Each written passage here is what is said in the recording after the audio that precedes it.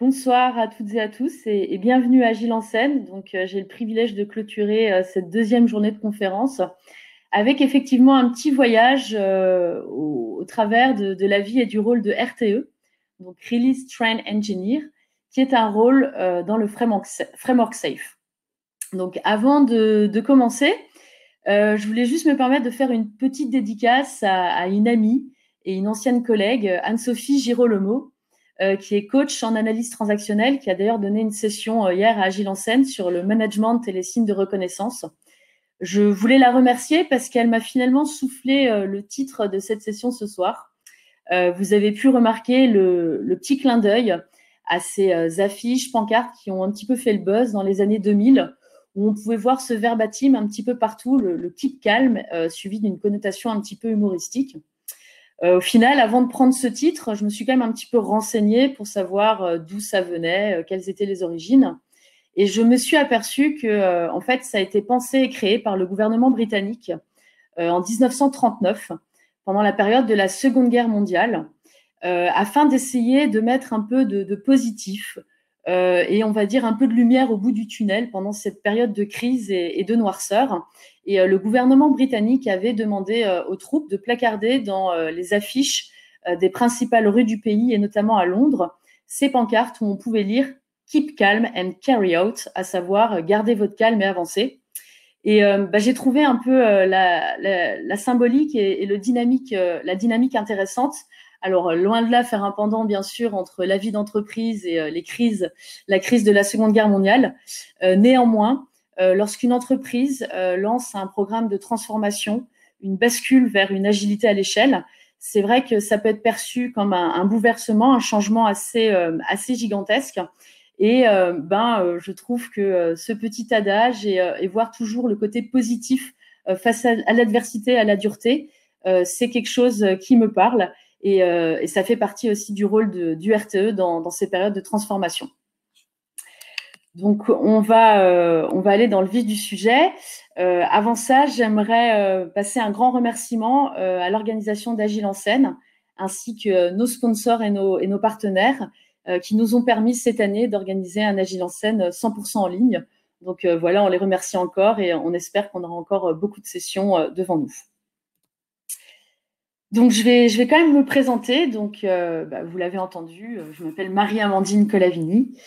J'ai commencé ma carrière il y a plus de 12 années en Belgique, à Bruxelles, en tant que chef de projet chez AXA Bank Europe, où j'ai eu l'opportunité de travailler sur un programme à l'époque qui était assez ambitieux, qui avait pour vocation d'implémenter des succursales bancaires et filiales bancaires dans des pays comme la Suisse, la République tchèque, la Slovaquie.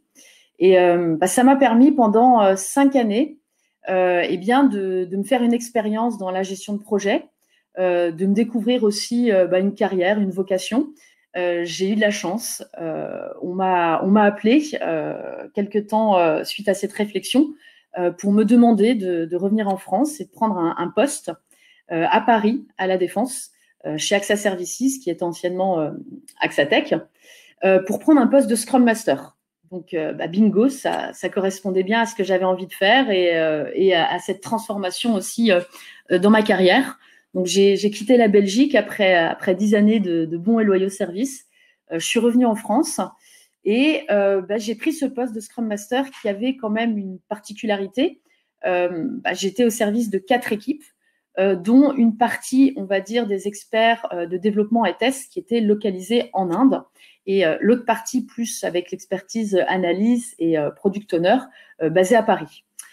Et puis pour terminer par rapport à une expérience, et ce qui m'amène à être avec vous aujourd'hui, c'est mon choix par la suite de continuer et de poursuivre dans l'agilité en prenant un poste de Release Train Engineer. Je ne l'ai pas choisi comme ça en me levant un matin. C'est aussi une histoire un peu de vie. J'ai été appelée par une personne avec qui d'ailleurs j'avais travaillé avant en Belgique pour revenir chez AXA Bank en interne et pour prendre ce poste de Release Train Engineer. J'ai eu la chance de pouvoir travailler avec des gens qui connaissaient le métier autour de moi, qui m'ont monté en compétences et ce qui m'a permis par la suite de faire le choix de quitter le groupe AXA Bank, de me remettre à mon compte. J'ai créé ma société depuis juillet de prendre une mission en tant que freelance auprès de la Massif, avec un poste toujours de Release Train Engineer. Et donc, pour terminer, pour pouvoir asseoir, on va dire, ma professionnalisation et mon envie de carrière dans ce poste de RTE vers cette agilité et aussi le framework Safe, parce que c'est quand même un choix, eh bien, je me suis certifiée. J'ai actuellement la certification de Release Train Engineer et de SPC, Safe Program Consultant, depuis le mois de mai, ce qui me permet d'ailleurs d'être un peu plus sereine dans ce métier. Je vais vous proposer de passer à la suite de la présentation et de rentrer de plus en plus dans le détail de ce métier. Et on va commencer avec un petit passage sur qu'est-ce que le rôle de RTE, et notamment quand on m'a dit que j'allais avoir cette fonction. Je ne connaissais pas du tout le métier, donc première des choses que j'ai faites quand on m'a dit tu vas être RTE, j'ai tapé sur Internet RTE tout simplement pour voir ce qui allait en sortir. Et je suis tombée sur une annonce de gestionnaire du réseau de transport d'électricité. Surprise, c'était pas ça, je le savais. Donc j'ai quand même poursuivi mes recherches, j'ai tapé à côté de RTE, tout simplement Safe.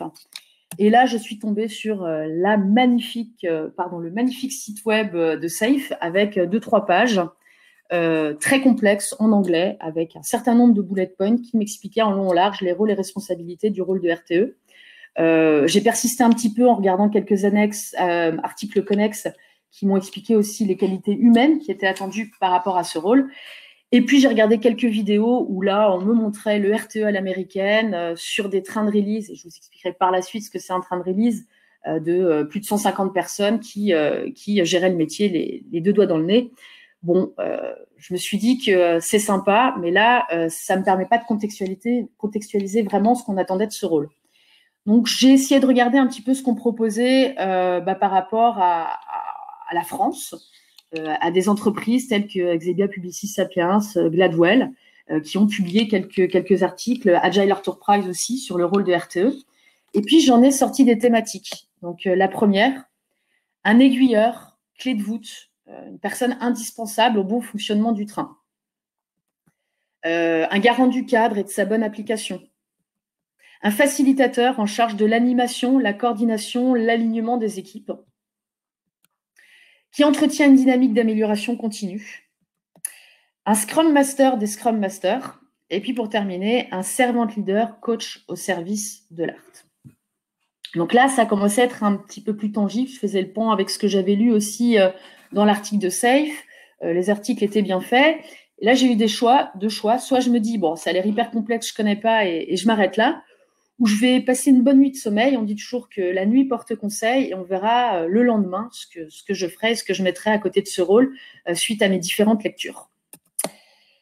Et puis le lendemain, en me levant, je n'étais pas plus avancée et je me suis dit, je vais faire la même chose que je faisais quand j'étais un peu plus jeune face à des problématiques, essayer de contextualiser et matérialiser le rôle, la problématique par rapport à quelque chose que je connais.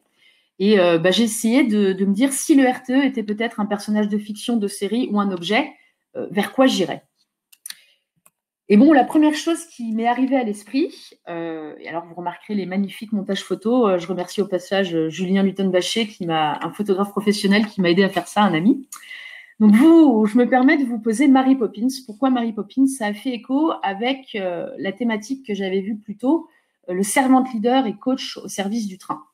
Si vous vous souvenez bien, Mary Poppins, alors certes, elle use un petit peu de magie pour se dépatouiller des situations difficiles, mais elle a quand même des grosses qualités d'écoute, d'empathie, et cette capacité à pouvoir responsabiliser les gens face à une problématique et les amener à trouver la solution par rapport à une situation difficile, en puisant au fond d'eux-mêmes et même en considérant l'ennemi qu'ils avaient en face d'eux comme leur ami pour pouvoir avancer et pouvoir facilement résoudre la problématique. Donc, j'ai trouvé ça assez intéressant par rapport à cette position de servant leader.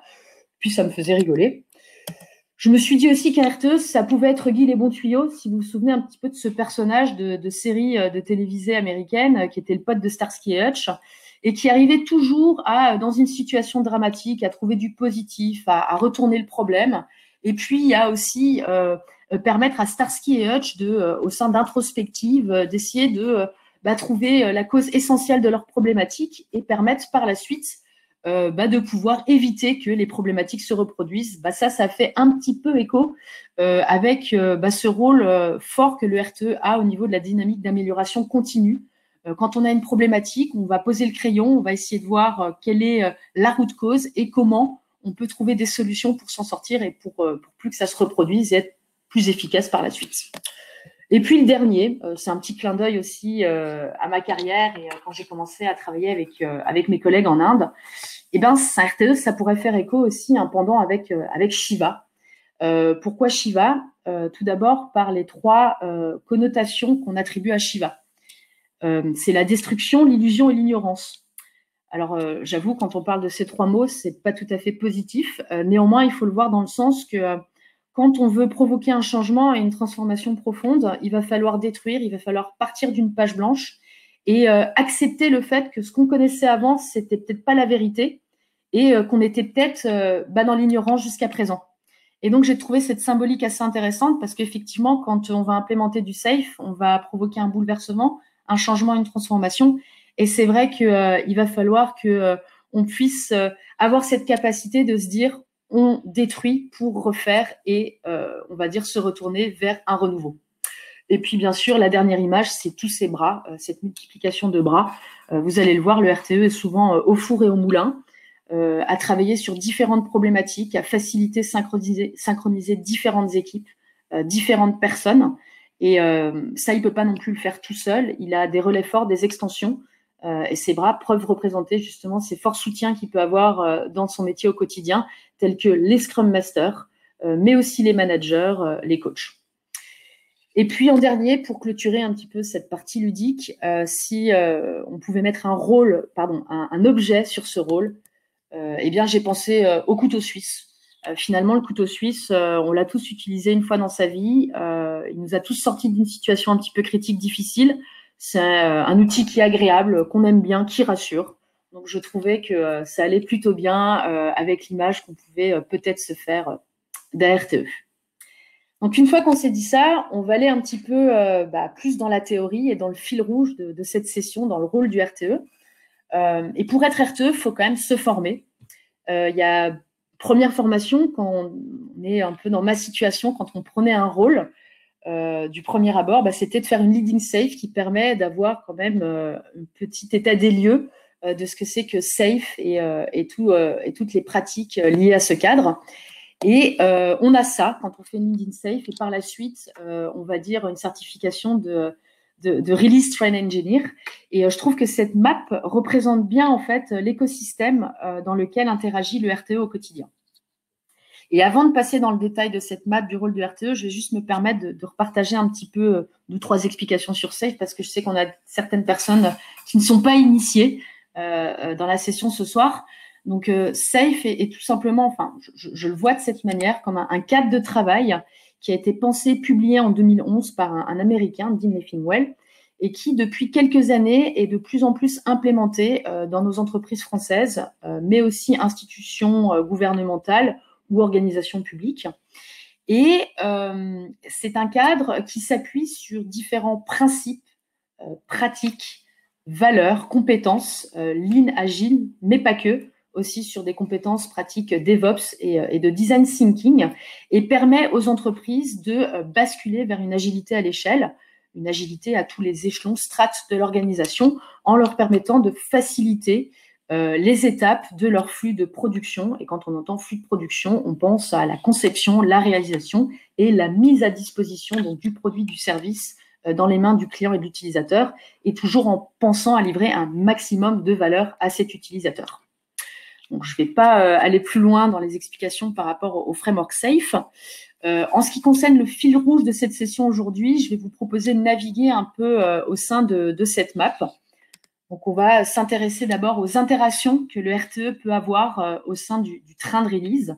Alors, pour ceux qui ne savent pas ce que c'est qu'un train de release, c'est en fait une image qui permet de matérialiser les équipes, les acteurs qui vont travailler main dans la main avec un but commun, à savoir une création de valeur, donc une création de service ou de produit avec la meilleure qualité pour l'utilisateur. Et toutes ces personnes vont travailler dans une cadence avec des pratiques harmonisées.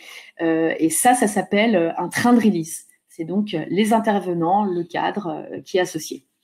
Je vais matérialiser un petit peu ici. Vous le voyez là-haut avec ce petit train et les personnes qui sont là. Deuxième partie, on va dire, de la présentation, une fois qu'on s'est intéressé aux interactions du RTE au quotidien dans ce train de release, on va s'intéresser à son rôle de garant du cadre et des pratiques. Vous allez voir que ce n'est pas toujours facile d'être l'ambassadeur du framework SAFe. On va aussi s'intéresser à l'amélioration continue et à cette dynamique qu'il porte à bout de bras. Pas tout seul, bien sûr, parce qu'il a plusieurs intervenants et personnes qui le supportent par rapport à ça. On va en parler un petit peu plus loin, notamment les Scrum Masters. On va aussi s'intéresser à la partie plus opérationnelle de son métier, dans la facilitation, l'animation et la synchronisation des équipes. Ça, c'est un grand pan du quotidien du RTE, de faciliter et synchroniser. Et puis, en dernier lieu, on va passer un peu de temps sur ce rôle de Scrum Master des Scrum Masters, et puis cette notion de servant leader et coach au service du train. Avant d'aller dans le détail de ces blocs et de partager sur le détail de toutes ces compétences et qualités, je vais vous proposer une petite immersion dans la réalité du terrain. J'ai eu la chance donc de participer avec AXA Bank au lancement d'un train, mais aussi d'un PI Planning. Et là, je vais vous partager une vidéo qui va vous expliquer ce que c'est, on va dire, qu'un train de release, vous donner un peu plus d'explications sur le framework SAFe. Et pour information, un PI Planning, c'est une cérémonie assez importante, un temps fort dans un trimestre pour une organisation qui fait du SAFe, où on va demander à tous les intervenants du train de s'aligner pour définir la feuille de route sur le trimestre à venir et puis planifier aussi les fonctionnalités et bien, les évolutions apportées sur le service ou produit, bien sûr, avec toujours en tête le client final. Donc là, je vous propose cette petite vidéo et vous verrez que en tant que RTE à l'époque, je n'étais pas encore tout à fait à l'aise pour présenter et expliquer mon métier. Donc là, vous avez pu voir la réalité du terrain, ce que c'est un PI Planning, l'énergie, la dynamique, et vous avez aussi eu un petit aperçu de certains rôles clés au niveau d'un train de release. Donc si on reprend le fil de la présentation, le fil rouge, on revient à la première partie, donc les interactions du RTE au sein du train de release. Donc il faut savoir qu'un train de release, ça peut contenir entre 50 à 125 personnes. Donc c'est une grosse population. Donc fatalement, le RTE ne peut pas interagir avec des interactions et on va dire des communications de qualité avec tous ces intervenants au quotidien. Donc il va y avoir différents degrés de collaboration, de communication et d'interaction avec les différents acteurs. Donc il va, on va dire, collaborer, discuter et communiquer de manière quotidienne avec les Scrum Masters qui sont les facilitateurs et les gardiens du temple au niveau des équipes. Mais aussi avoir des interactions régulières avec les product managers et système architectes ou ingénieurs. Et je reviendrai sur ce détail juste dans le prochain bullet point. Il va agir de manière plus fréquente avec les équipes ou les managers. Alors, pourquoi je dis fréquente? Il peut arriver que de temps à autre, sur des problèmes systémiques, le Scrum Master, l'équipe, a besoin du RTE pour régler un certain nombre de problématiques. Quand on parle de problèmes systémiques, ce sont les problèmes qui peuvent impacter plusieurs équipes ou à l'échelle de l'organisation. Dans ce contexte-là, le RTE va interagir de manière plus fréquente avec les équipiers du train. En ce qui concerne les managers, il va travailler en collaboration avec eux, notamment sur l'accompagnement et la gestion du changement, l'accompagnement des collaborateurs par rapport à la transformation, par rapport à l'implémentation du cadre ou des fois sur certains besoins de formation ou de coaching particulier. Et la dernière interaction qu'il peut avoir, degré un peu plus élevé, où il va interagir de manière ponctuelle avec ce qu'on appelle les business owners. Donc, c'est les interlocuteurs métiers et parties prenantes. Quand on parle de parties prenantes, ça peut être les fournisseurs internes ou externes du train qui vont donc, là, vous avez pu voir la cérémonie du PI Planning, mais qui vont participer justement à certaines cérémonies et aussi à la livraison, donc création de valeur de sa conception jusqu'à la mise en production et donc mise à disposition du client final. Quand on parle de parties prenantes, on ne doit pas seulement considérer les intervenants qui vont participer à la création de valeur en tant que telle, mais aussi considérer les personnes qui vont animer et promouvoir le cadre à l'extérieur du train. Et là, je fais référence en fait aux personnes, aux coachs ambassadeurs qui travaillent dans les centres agiles, ce qu'on appelle le train de release dans le de la sens safe du terme. Nous avons réorganisé la DSI pour l'orienter, orienter tous ses collaborateurs avec ces personnes-là de manière ponctuelle sur certaines problématiques. Et aujourd'hui, nous vivons le démarrage du train. Il y a une interaction qui est un peu particulière. La dimension testing, c'est le rôle de facilitateur qui va jouer dans le trio système architecte engineer product management. Toute la partie pourquoi est-ce qu'il va avoir un rôle assez prépondérant et ce facilitateur assez clé. On a besoin dans l'organisation de pouvoir avoir des entrants et de encadrer l'ensemble concevoir le produit. Les systèmes architectes, engineers et product management sont un peu, mission on va dire, d'accompagner l'ensemble des métiers, de maximiser la valeur qui sera délivrée par les roadmaps IT, d'assurer une animation globale de l'ensemble des compétences, d'assurer une cohérence entre nos plans stratégiques, notre capacité à faire et enfin notre stratégie. À l'aise avec le terme, on peut considérer que c'est un cahier des charges qui va comprendre toute l'ossature en fait, ces fonctionnalités, mais aussi un moyen technique pour mener à bien la conception, la réalisation et la mise à disposition d'un produit ou d'une offre de service. Donc, dans ce triptyque-là, le RTE a un rôle d'équilibreur. Il va assurer qu'il y a un bon dosage entre la vision d'entreprise, toutes les équipes en valeur, ça nous a permis de voir quelles étaient toutes les adhérences qu'on pouvait avoir, mais aussi le besoin, on va dire, technique de l'entreprise, d'avoir des technologies, nouvelles technologies intégrées dans son parc applicatif, d'avoir toute notre pouvoir énergie justement sur supporter cette notion de valeur, mais en garantissant le s'intéressant en tant que RTE à laisser de la place pour des sujets de test technique. On a généralement tendance dans les organisations à oublier un petit peu qu'il n'y a pas que la création. On a réussi à vraiment fédérer, à faire collaborer l'ensemble des compétences et ce dégage de cet exercice-là, moi je trouve une énergie formidable que j'ai jamais vue ailleurs. On va dire à la fin au niveau des fonctionnalités et matières à livrer pour l'entreprise. Un exercice de transparence. À côté de ça, quand on parle de rôle clé, on va aller dans le détail dans le prochain bloc, vous allez voir qu'il a un rôle à jouer sur l'implémentation et le maintien du cadre. J'en ai parlé de cette dynamique d'amélioration continue, on va en parler par la suite. Il synchronise beaucoup chacun dans ce dispositif de facilitation d'animateurs. Il a un rôle particulier aussi par rapport au Scrum Master, l'équipe de Scrum Master. Et on attend de lui une posture qu'on appelle servant leader. Et là, je vais mettre dans l'enjeu de maintenir et j'expliquerai par la suite ce que j'entends par là. Donc si on arrive à la deuxième partie de ces responsabilités en tant que garant du cadre et des pratiques, avec entre-temps, je sais de quoi je parle. Quand j'ai débuté mon métier de RTE, ça n'a pas été facile de pouvoir donner du sens au jour le jour sur pourquoi est-ce qu'on a mis en place une transformation, pourquoi est-ce qu'on va utiliser cette pratique, pourquoi est-ce qu'on doit avoir des pratiques harmonisées, un cadencement identique et une synchronisation aussi poussée et rigoureuse. Première des choses qu'il faut savoir, c'est que dans le cadre, le framework SAFe, il y a un certain nombre de principes, 10, des core values, 4, 7 corps compétences, on va dire domaine clé de compétences. C'est une boîte à outils qui est fantastique, mais qui est très vaste. Pour être honnête avec vous aujourd'hui, je ne maîtrise pas encore toute, on va dire, la machinerie. J'ai des appétences pour certains sujets que je commence à pouvoir utiliser et jongler pour pouvoir donner du sens au jour le jour dans mon travail. Mais c'est une machine qui est très vaste et ça nécessite du recul et de pouvoir aussi avoir cette capacité à contextualiser pour pouvoir maîtriser ce cadre. Pourquoi est-ce qu'il est important de le maîtriser ? Pour sa bonne application.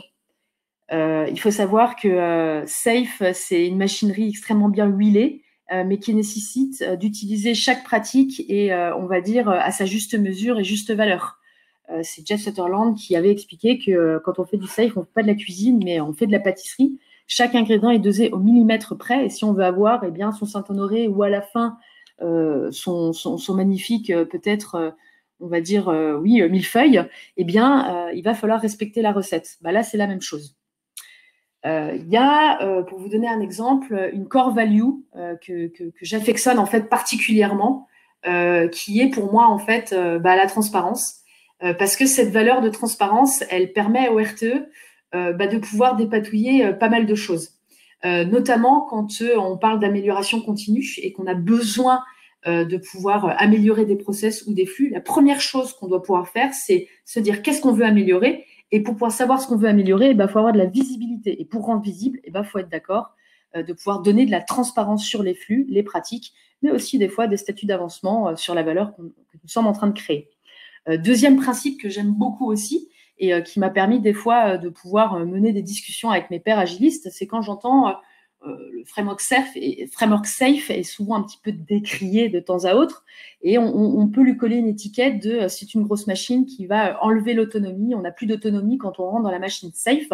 Je suis pas tout à fait d'accord et à l'aise avec ça. Il y a quand même un principe de safe qui parle de décentralisation de la prise de décision, qui est là justement pour permettre de donner de l'autonomie à toute personne sachante et aux différents échelons et strates de l'organisation. Et pour vous donner un exemple très simple, où on laisse de l'autonomie à différents échelons, si on prend lors d'un trimestre la dernière itération du trimestre, qu'on appelle l'IP iteration, on va laisser la possibilité aux équipes sur un certain temps de pouvoir faire un peu d'innovation et d'avoir la possibilité, l'autonomie de choisir certains sujets sur lesquels ils vont pouvoir travailler. Alors, bien sûr, à moindre mesure, parce que des fois, on a des organisations aussi qui prennent le pli pour imposer des sujets, mais néanmoins, on a cette dynamique de laisser cette autonomie. Et on va dire, j'ai trouvé ça intéressant au fur et à mesure de rentrer dans le cadre, de pouvoir me dire que en maîtrisant les valeurs, les principes, on a possibilité à débattre et à des fois convaincre les personnes des bénéfices de ce cadre. Et dernière chose qui est importante aussi, quand on parle de gardien du cadre et des pratiques, il faut pas oublier la documentation. C'est pas parce qu'on fait de l'agilité ou du safe qu'il y a quand même un petit degré de documentation à mettre en place. Safe est très très bien documenté avec le site web, vous avez tout en anglais, une grosse batterie d'informations. Néanmoins, c'est important pour les organisations de pouvoir contextualiser avec le terrain. Et c'est vrai qu'en tant que RTE, en tout cas de mon côté, je mets une dynamique pour pouvoir impulser cette notion de documentation et aussi de co-construire la documentation, de ne pas le faire toute seule dans mon coin. Cette documentation par rapport au cadre, ça se fait en collaboration avec les Scrum Masters, qui sont un peu le gardien du temple au niveau des équipes, mais ça se fait aussi avec certains rôles clés au niveau de l'organisation, tels que les PM ou des fois des rôles analystes ou XUI quand on a besoin de craquer certains sujets sur des livrables ou choses particulières. Et quand je parlais de l'alignement et de l'harmonisation des pratiques, il faut savoir que c'est pas non plus toujours facile de pouvoir mettre en place cette harmonisation et ce cadre. On peut arriver souvent, quand on met du safe, à ce que des équipes se sentent un peu frustrées. Elles avaient une manière de travailler avant qui fonctionnait plutôt bien et du jour au lendemain, on va leur demander de se mettre à la page, de s'aligner avec d'autres équipes. Y a un rationnel derrière, il y a quand même un objectif. C'est déjà d'arriver à amener une maturité, une professionnalisation de toutes les équipes avec le même cadence et au même niveau. Et puis, il y a un besoin aussi de visibilité, de transparence qui est attendu au niveau du programme. À des instants T dans le trimestre, on va devoir se synchroniser, s'aligner pour faire des démos tous ensemble, démontrer un statut d'avancement objectif. Et c'est quand même plus simple quand on est tous alignés, qu'on a tous les mêmes cérémonies et la même manière, par exemple, de gérer les flux et de pouvoir organiser ces démos. J'en arrive à la troisième partie du rôle de RTE, qui est tout ce pan d'amélioration continue et cette dynamique que le RTE va tirer, alors pas tout seul bien évidemment, avec son équipe de Scrum Master. Mais pour expliquer l'amélioration continue, j'ai une phrase que j'affectionne particulièrement, qui est « rendre visible, mesurer, inspecter et adapter ».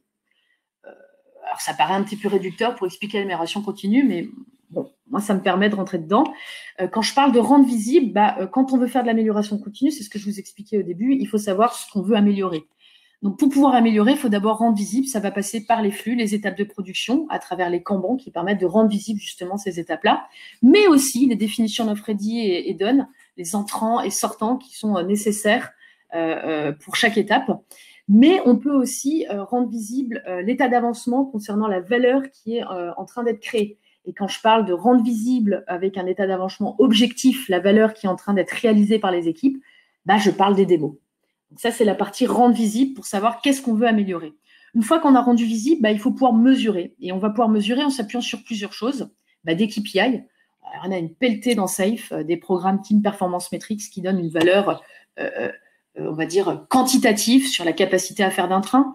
Il y a des indicateurs de lead time, cycle time, time to market, diagrammes de flux cumulés qui vont permettre d'avoir une santé par rapport au flux et savoir si on a des goulots d'étranglement ou des retards par rapport à certaines étapes sur nos flux, étapes de livraison. Et puis, il y a aussi des radars de maturité qui vont permettre de mesurer, on va dire, l'évolution et la maturité des équipes de l'organisation par rapport à l'implémentation du framework, certaines pratiques, valeurs. Et la deuxième manière de pouvoir mesurer, c'est aussi récupérer du feedback. Quand je vous parlais de mettre de la transparence, rendre visibles les états d'avancement au niveau de l'avancement de la création de valeur et du delivery, c'est aussi pour récupérer du feedback. Et à quoi ça sert de pouvoir mesurer en s'attachant à analyser des métriques et à récupérer du feedback? Cette analyse de métriques, ce feedback, ça permet derrière de pouvoir s'ajuster et s'adapter. Et cette capacité à pouvoir s'adapter, à définir des axes d'amélioration, à les prendre en compte dans les backlogs, dans le travail des équipes et de l'organisation, ça permet dans les prochaines itérations et les prochains PI de pouvoir mettre en place des axes d'amélioration et de pouvoir arriver à fluidifier et arriver petit à petit à tendre vers cette excellence opérationnelle qu'au final, on essaye de tous rechercher. Le RTE, par rapport à tout ça, il va porter cette dynamique, il va donner du sens. Pourquoi est-ce que l'amélioration continue, c'est important. Il va s'attacher à ce que certaines cérémonies, on va y arriver juste dans la suite de la présentation, qu'il y ait bien certaines cérémonies qui permettent justement de mettre en place et de suivre cette dynamique d'amélioration continue. Et puis derrière, il va bien sûr s'appuyer sur les Scrum Masters qui, eux aussi, ont un fort rôle par rapport à ce courant-là et à cette impulsion. Quatrième partie du rôle du RTRE, c'est son rôle plus opérationnel en tant que facilitateur, animateur et toute la synchronisation et alignement des équipes. Donc, vous allez voir qu'il y a deux niveaux en fait de cérémonie, on va dire de typologie de cérémonie. Il y a les cérémonies au niveau du train, c'est celles que vous voyez tout au long du cycle en noir. Ces cérémonies-là sont à la charge du RTE. Ce sont des cérémonies qui ont pour but d'aligner, de synchroniser les équipes sur la préparation et on va dire l'exécution du PI en cours. Vous avez eu un aperçu du PI planning avec la vidéo que je vous ai montrée. Le pendant de cette cérémonie à la fin du trimestre, c'est la cérémonie d'Inspect et Adapt, qui, elle, va être la cérémonie de clôture où toutes les parties prenantes, équipes du train, vont montrer le réalisé au regard des engagements qui avaient été fixés, bien sûr, pendant le PI planning. Et on va partir aussi dans une phase d'Inspect et Adapt, d'amélioration continue, comme je vous l'ai montré, où on va faire une petite rétrospective, où on va s'interroger sur le trimestre, la manière dont on a livré les fonctionnalités, le service, dont on s'est aligné, et voir s'il y a peut-être des axes d'amélioration à apporter sur certaines pratiques. Ce qu'il faut savoir au sein de toutes ces cérémonies, c'est qu'il y a toujours cet objectif de synchronisation, d'alignement, de transparence sur le statut d'avancement, de préparation, et toujours ce but de derrière en tirer des conséquences et de pouvoir s'améliorer. Il y a deux cérémonies en tant que RTE que je trouve difficiles à organiser. Alors, vous allez peut-être penser que je vais vous parler du PI planning, mais en fait, pas tant que ça. C'est plus la cérémonie d'Inspect et Adapt et la cérémonie de système démo. Pourquoi? Inspect et Adapt, ça arrive à la fin de l'incrément. Les gens commencent à être un petit peu fatigués après la cadence, le trimestre, le rythme. Et c'est vrai que encore devoir mettre de l'énergie pour s'aligner, préparer une cérémonie, on va devoir démontrer des choses. Des fois, c'est perçu un peu comme voilà, le dernier coup près. C'est toujours assez difficile aussi de refaire venir les interlocuteurs métiers pour leur dire voilà, on va vous montrer le réalisé, c'est le moment où on va partager, récupérer du feedback qui permet aussi de s'ajuster sur les prochains incréments. C'est toujours une machinerie difficile à organiser, mais on doit la faire parce qu'elle est importante. Et la deuxième cérémonie qui est difficile, c'est la système démo. C'est une cérémonie qui arrive après chaque fin d'itération pendant le trimestre, après chaque fin de période de 2 ou 3 semaines. Ça dépend de la durée des itérations que les organisations mettent en place. Et ces systèmes démo sont là pour vraiment donner justement cet état d'avancement objectif dont je vous parlais avant, de pouvoir, sur des cycles courts, rapidement montrer au train, aux interlocuteurs métiers, où on en est sur la réalisation et est-ce qu'on est toujours dans les clous par rapport aux attentes du client final et de ce qu'on avait prévu. Et c'est vrai que ces systèmes démo, c'est jamais une sinécure. Il faut expliquer aux équipes pourquoi on met encore une démo alors qu'ils font déjà des démos au sein de leurs équipes, quelle est la valeur ajoutée, et puis arriver à mettre une dynamique par rapport à ça. Et le dernier point, le RTE, donc facilitateur, animateur au niveau de ces cérémonies du train. Par contre, il va avoir un rôle plutôt d'auditeur, d'observateur au sein des cérémonies d'équipe. Et pourquoi un auditeur-observateur? c'est pas pour fliquer ou pour contrôler ce que fait le Scrum Master. C'est juste pour se faire toujours une idée du terrain et puis des fois pour aussi faciliter et fournir une aide au Scrum Master quand il a des problématiques par rapport à certaines cérémonies ou des choses qui sont difficiles. Dernier point, le RTE, dans un contexte, on va dire, d'une large solution, il faut savoir que SAFe a différentes configurations, différents niveaux. Et quand on implémente du SAFe pour une large solution, on n'a pas un seul train de delivery, mais plusieurs. On va avoir, en tant que RTE, peut-être des synchronisations supplémentaires, des alignements à faire avec son pendant qui est le Solution Train Engineer ou d'autres cérémonies au niveau de la solution.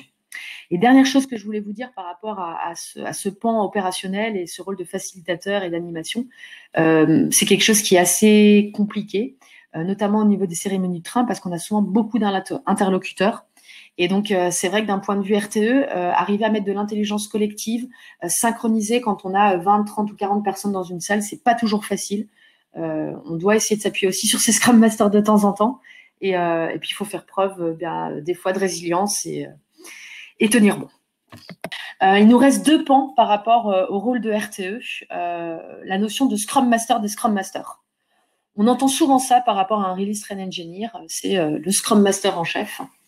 Qu'est-ce que ça veut dire par rapport à ça?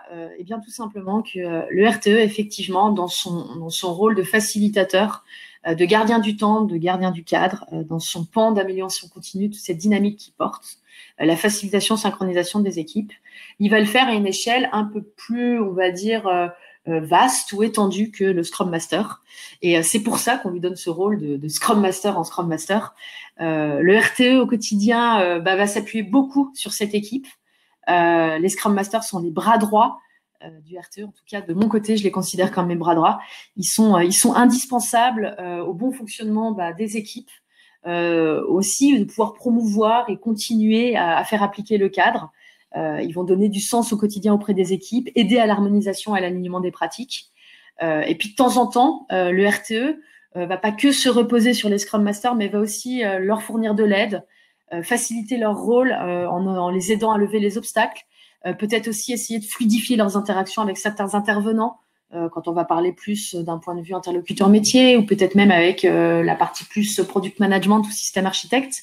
Et puis en dernier lieu, il peut aussi de temps en temps être amené à coacher les Scrum Masters pour les aider à monter en compétence sur certaines pratiques ou même sur le cadre.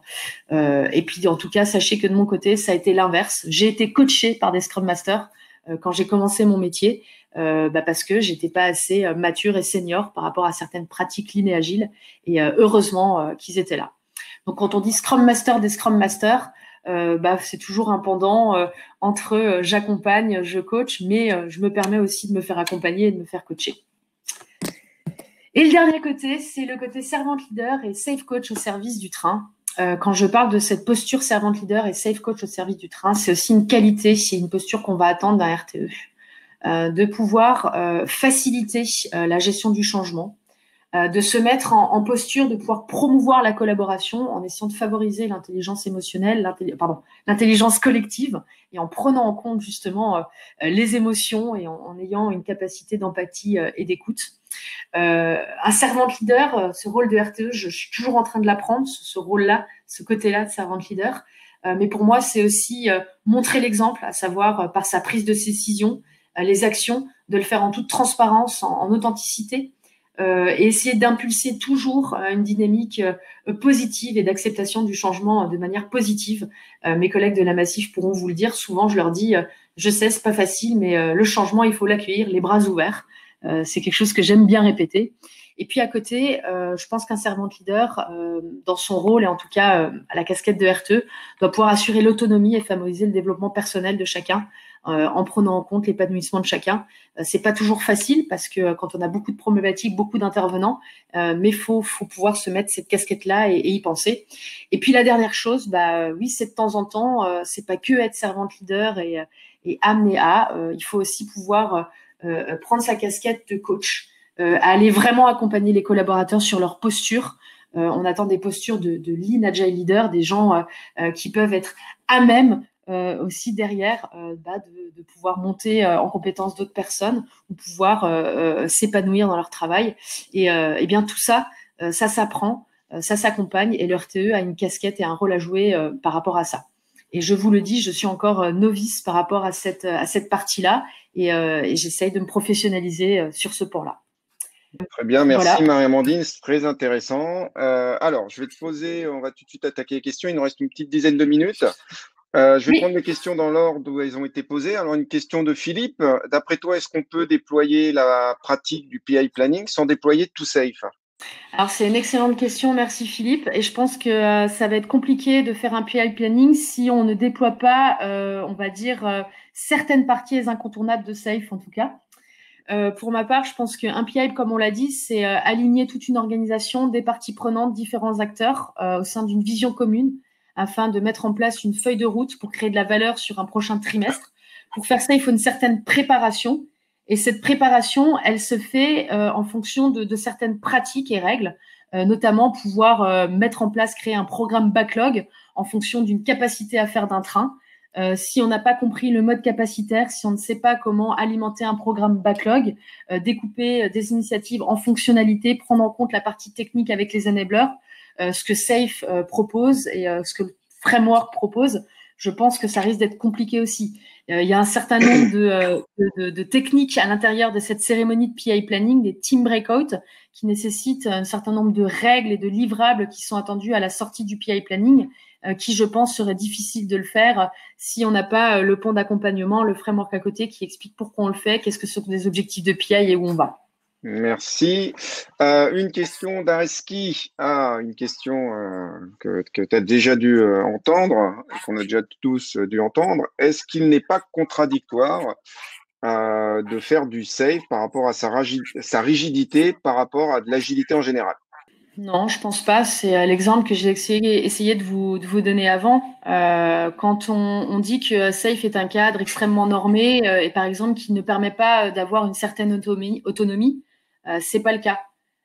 Safe permet d'avoir de l'autonomie, l'explique et permet justement d'avoir cette flexibilité. On parle, non, je pense pas que ce soit antinomique et c'est pas antinomique avec les principes de base. Ce que j'ai expliqué aussi au départ, c'est que le framework Safe a été pensé en fonction de best practice, de pratiques, de valeurs lean agile, mais aussi du Scrum. Donc, je pense pas que Safe soit contraire à l'agilité et apporte une rigidité. Au contraire, il va la mettre d'une autre manière et va le permettre de le faire aussi dans des organisations où la rigidité est de rigueur. Merci. Une question de Saturnino. Quels sont pour toi les principaux points de friction? Alors, je suppose que ça doit être sur le rôle de RTE. Alors, je vais parler par rapport à mon expérience. Quand j'ai débuté ma carrière, ça a été difficile pour moi, premièrement, de me légitimer par rapport au Scrum Master qui était un peu plus mature et senior sur l'agilité.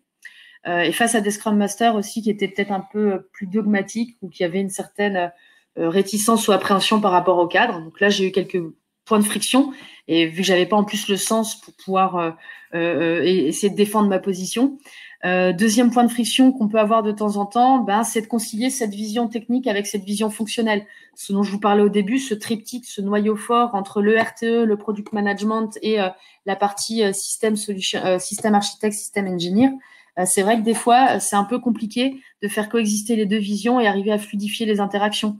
Et puis, autre point de friction qu'on peut avoir aussi, c'est quand on essaye d'harmoniser les pratiques, ce dont je vous parlais avant, quand on est le garant du cadre et qu'on essaye de synchroniser, d'avoir une fluidification et une harmonisation des pratiques. Des fois, ça peut porter à discussion, débat, on n'y arrive pas toujours et il faut arriver à convaincre les équipes et leur donner du sens. Donc, ces points de friction seraient peut-être par rapport à ça, j'en ai vu. Ok, merci. Alors, une question d'Edouard. Pour l'amélioration continue, quelle meilleure métrique as-tu utilisée pour pointer les pain points de l'ART? Alors là, il y en a différents. Donc déjà, je vais me baser sur les remontées que je peux avoir de la part des Scrum Masters et des équipes suite aux rétrospectives. Il y a toujours des problèmes qui vont ressortir. Un tant soit peu, on essaye de les documenter. Donc c'est déjà la première chose, comme je vous l'ai dit. Ça c'est paramétrique, mais c'est du feedback, les problèmes concrets. Et deuxième chose, d'un point de vue métrique, au niveau des Kanban, par exemple, quand on se rend compte que sur des étapes des flux de production, de conception ou de réalisation, on a des délais ou des temps d'attente qui sont assez longs et qui sont pas, on va dire, normés ou dans la norme par rapport aux autres étapes et passation d'étapes dans le flux. C'est vrai que ça va être intéressant de regarder au niveau du cycle time ou du lead time ce qui se passe. Et puis les diagrammes de flux cumulés aussi, quand on se rend compte que sur une étape particulière, on est toujours en goulot d'étranglement et on voit qu'on a énormément d'items dans la queue, c'est qu'il y a un petit problème. Donc moi, je vais m'intéresser par rapport à ça. Et puis la dernière chose aussi, c'est par exemple le rapport qu'on utilise en fait en session d'inspect et adapt qui permet de se donner une idée sur la prédictabilité des équipes au niveau de l'atteinte de pourcentage des objectifs. Donc ça, c'est un rapport qui est assez intéressant dans SAFe, où on peut se rendre compte que quand on a une équipe qui est souvent en dessous de la barre des 80% d'atteinte d'objectifs, c'est qu'il y a peut-être quelque chose qui ne va pas. Il y a peut-être un problème au niveau des pratiques, au niveau de l'organisation dans cette équipe. Il y a des sujets qui ne vont pas. Et donc, ça va me donner un indicateur de me dire que là, il y a peut-être quelque chose à creuser et il va falloir aller voir ce qu'on nous demande. Ok, très bien, merci. Alors, une question d'Anne France. Peut-on déployer SAFe pour synchroniser des équipes travaillant sur des produits utilisant des progiciels ou une technologie n'utilisant pas les capacités du CI/CD?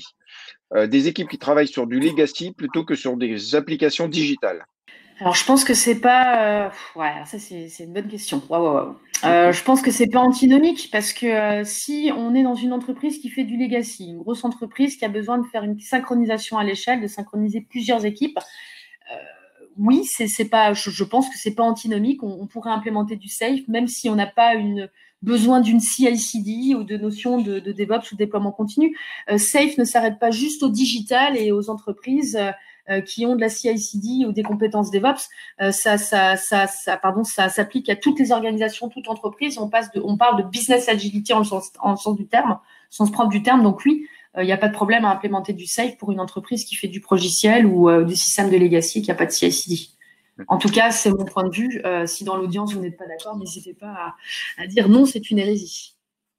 Merci. Alors, on a une question sur les formations de Bruno. Il y a quelques années, pour une formation de RTE, on recommandait de suivre une formation à l'étranger. Oui, moi, je l'ai suivi en Angleterre, par exemple, pour la richesse des échanges et des vécus. Est-ce toujours le cas? Alors non, c'est plus le cas parce que moi, j'ai eu la possibilité de suivre cette formation auprès de l'Institut Gladwell à Paris. Donc, j'ai pas dû me déplacer pour faire ma certification de Release Train Engineer. Et il y a d'autres institutions actuellement, comme Publicis Sapiens aussi, qui proposent des formations d'accompagnement. C'est vrai qu'aujourd'hui, le catalogue… Et Agile Enseigne. Oui, et le catalogue s'étoffe pas mal. On a en France 2 SPCT, je crois, qui peuvent aussi maintenant former les SPC. Donc, c'est vrai que ça se développe de plus en plus. Autre question d'Alain. Comment arrivez-vous à faire le lien avec le système architecte sur les enablers, la dette par rapport à des features? Alors, je ne suis pas certaine d'avoir compris la question, mais en gros, ce que j'essayais d'expliquer dans le triptyque, en fait, c'était que lorsqu'on a une nouvelle fonctionnalité, enfin, une nouvelle initiative qui va arriver à la porte du train, il va falloir que le product management et le système architecte récupèrent cette initiative, discutent ensemble et puissent, on va dire, ensemble, essayer de voir quel est le pan technique qui va nous permettre de livrer les fonctionnalités derrière qui sont attendues. Alors, je ne sais pas si je réponds correctement, mais faire le lien, il y a différentes cérémonies qui permettent de faire le lien entre le PM et, on va dire, l'architecte, notamment en préparation de PI planning, quand on va arriver aux ateliers de priorisation de WJF, bien oui, on va demander au product manager, au système architecte, tous ensemble, de pouvoir s'aligner pour faire ces sessions de macro-chiffrage pour séquencer et prioriser le backlog. Il y a d'autres cérémonies, notamment lors de la création des roadmaps, où on va pouvoir faire coexister et, on va dire, interagir les PM et les systèmes architectes, pouvoir trouver le bon dosage entre le besoin fonctionnel et cette vision technique. Et généralement, voilà, bon, je m'arrête là, mais je pense que voilà. Merci. Et oui, et juste une précision, j'avais dit 2 SPCT en France, Johan me reprend 3 SPCT. Effectivement, Étienne Riverdière a été SPCT il n'y a pas très longtemps, c'est vrai, donc bravo à lui. Alors, une question de Samuel, RTE, comment rester proche du terrain tout en gagnant en responsabilité? Ok. Tout en gagnant en responsabilité et proche du terrain. Je ne suis pas certaine de voir la question, mais néanmoins, en tant qu'RTE, je me considère proche du terrain parce que j'ai justement une collaboration avec des Scrum Masters qui sont, comme je l'ai expliqué, mon bras droit auprès des équipes. j'ai entièrement confiance en tant qu'RTE, en l'équipe de Scrum Master avec qui je travaille, qui me permettent d'avoir toujours ce lien vers le terrain. Et puis, comme je l'ai expliqué, de temps en temps, RTE, il a aussi besoin de descendre dans les équipes pour avoir du contexte. Ça fait du bien de reprendre du contexte. Et comme je vous l'ai dit, quand il y a des problématiques qui touchent différentes équipes ou qu'un Scrum Master peut être en difficulté, le RTE redescend, va voir les équipes, discute et interagit avec eux. Voilà. Le lien, je l'ai par les Scrum Master et ma volonté. Une question de Saturnino. Comment la sécurité des équipes est-elle préservée? Alors, j'imagine qu'on part dans un contexte, on va dire, d'équipe agile, donc sécurité, les protéger des obstacles, des interruptions, et peut-être des gens, des personnes qui ne sont pas bienveillantes. Pareil que dans du Scrum ou de l'agilité qui n'est pas à l'échelle. Le Scrum Master est quand même censé être le gardien du temple, le facilitateur qui va protéger l'équipe. Donc, on va garantir la sécurité des équipes sur leur autonomie et leur, on va dire, environnement de travail par rapport au Scrum Master. Et puis, le RTE est là aussi pour arriver à assurer qu'on ait cet environnement de travail bienveillant et serein. Et à côté de ça, bien les managers, parce que comme je vous l'ai dit, les managers dans le framework SAFe ont ce rôle de servant leader, cette casquette de lean agile leader, et sont là aussi pour accompagner les équipes, leur permettre d'avoir une qualité de vie au travail saine et des environnements de travail bienveillants. Merci. Alors, j'ai une question d'une personne que tu ne dois pas trop connaître, qui s'appelle Renaud Chevalier. Oui, j'ai pas eu le temps de terminer pour le remercier, mais voilà. Alors, du coup, il voudrait savoir, mais si c'était à refaire, Mac, tu ferais quoi? Eh bien, écoutez, je ne sais pas si vous voyez toujours le slide que je vous montre là à l'écran, mais rien. Si c'était à refaire, je pense que je ne changerais rien. Comme je l'ai expliqué, cet art de vivre et de travail que j'ai découvert maintenant avec l'agilité, c'est pas quelque chose que j'ai découvert quand j'ai débuté ma carrière. Je suis pas tombée dedans comme Obélix dans la potion magique quand j'étais petite, quand j'ai commencé mes classes en tant que chef de projet en Belgique. J'ai découvert l'agilité sur le tas, petit à petit, avec mon expérience, grâce à des gens bienveillants. Et Renaud, tu sais que tu en fais partie. Tu as été mon mentor et tu m'as permis d'être là aujourd'hui. Non, je changerai rien. Je pense que ce parcours de delivery manager a été intéressant pour moi. Ça m'a donné une connaissance technique, une expertise sur le terrain. Et maintenant, j'ai une nouvelle corde à mon arc qui est l'agilité, que j'ai découvert petit à petit par des histoires de vie et de l'expérience. Et je ne referai rien. Et je suis extrêmement fière de ce que j'ai parcouru avec vous tous jusqu'à aujourd'hui. Très bien, merci. Une question de Pauline. Peut-on attendre d'un RTE de mesurer l'effort réalisé par les équipes afin de le reporter à la direction? Oui, c'est pas antinomique. Après, il faut pas venir juste avec un nombre de story points qui avait été estimé versus ce qui a été réalisé. Dans le rôle du RTE, il y a de la transparence à donner, de pouvoir à un instant T donner de la transparence sur le statut d'avancement de la conception du produit à sa réalisation, à sa mise en production. Donc, à un instant T, fatalement, le RTE, il va mettre la main dans des métriques, dans des indicateurs, dans du reporting. Ça fait partie de son poste. Et oui, ce n'est pas antinomique d'aller montrer des indicateurs à la direction. Il y a des cérémonies dans lesquelles le RTE va montrer des indicateurs quantitatifs et qualitatifs, que ce soit l'Inspect et Adapt ou Système Démo. On partage avec les métiers, des interlocuteurs métiers sur du reporting. Maintenant, faut voir à quel niveau, à quelle fréquence et ce qu'on demande comme indicateur, bien évidemment. D'accord, merci. Alors, avant de poser d'autres questions, je voudrais te lire un petit message de Juliette. Merci beaucoup pour cette présentation. C'était très accessible pour quelqu'un qui ne connaissait pas du tout le rôle du RTE. Donc voilà, mission objectif atteint, mission accomplie, bravo. C'était le but. Alors, on passe à une question de Moez. Rôle crucial dans SAFe, mais vu des RTE finir en burn-out et les gens ont peur de prendre, comment mieux protéger le RTE et le valoriser? Effectivement, je vois la dynamique derrière. Donc, effectivement, vous avez pu voir que c'est quand même un rôle assez vaste. Des fois, je me dis, faut être une machine de guerre pour arriver tous les jours à prendre en compte tout ce qu'on demande au RTE. Eh bien, je dirais en fait qu'un RTE, il ne travaille pas tout seul dans une organisation, dans une transformation. Il faut qu'il puisse s'appuyer, comme je vous l'ai dit, sur une équipe de Scrum Masters, des Scrum Masters qui sont on va dire, avec une certaine seniorité, qui a aussi une compréhension et une appétence pour travailler dans Safe. Et il faut aussi que le RTE puisse se reposer sur des gens à côté, une organisation à côté. Quand je vous parlais du LACE à un moment, c'était pas anodin.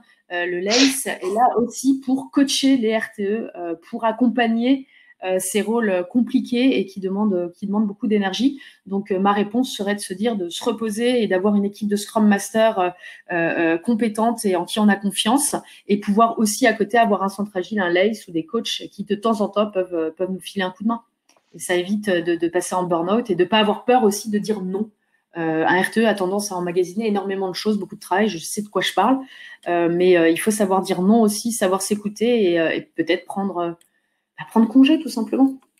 Très bien, merci. Une question de Quam. Quel est le rapport du responsable d'un train avec le RTE? Alors j'avoue que je suis pas tout à fait. Alors il y a pas de responsable de train. En gros, le train s'autogère, avance en bonne intelligence collective, en synchronisation.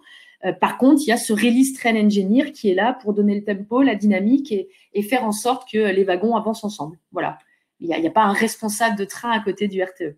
Il n'y a même pas, je dirais, de responsable de train en tant que tel.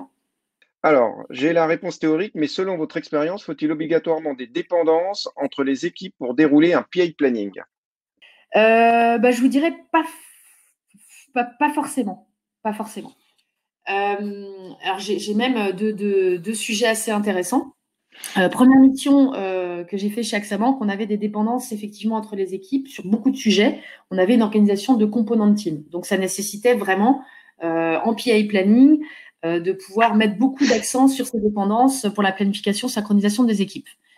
Deuxième mission, deuxième contexte, maintenant à la Massif, je me permets aussi de citer mes collègues de la Massif, on est plus en mode feature team, donc il y a beaucoup moins de dépendances inter-équipes. Par contre, le PI Planning a une énorme valeur ajoutée pour nous permettre de synchroniser, matérialiser cette feuille de route qu'on a en commun, notamment avec toutes les dépendances qu'on a à l'extérieur de notre train. Donc, même si on n'a pas de dépendance inter-équipe au sein d'un train, quand on a beaucoup de dépendances à l'extérieur d'un train, un SI qui est complexe, ça peut être intéressant de faire un PI Planning et de se mettre dans cette dynamique-là. Je vous remercie. Bonne soirée. Au revoir.